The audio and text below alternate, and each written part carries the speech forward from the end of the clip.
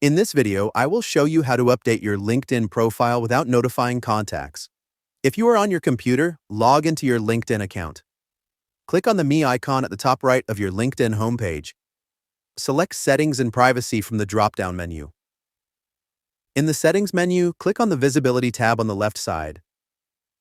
Scroll down to find the section labeled Visibility of your LinkedIn activity. Look for the option that says Share Profile Updates with your network. Set this toggle to off.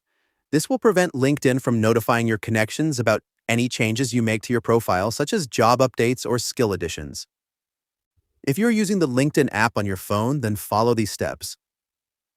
Tap on your profile picture in the upper left corner. Tap on Settings.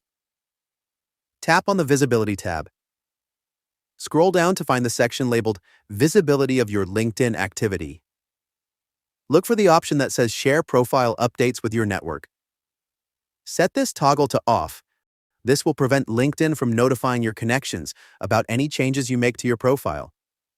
By following these steps, you can manage your LinkedIn profile updates discreetly, ensuring that only major changes are shared with your network when you choose to do so.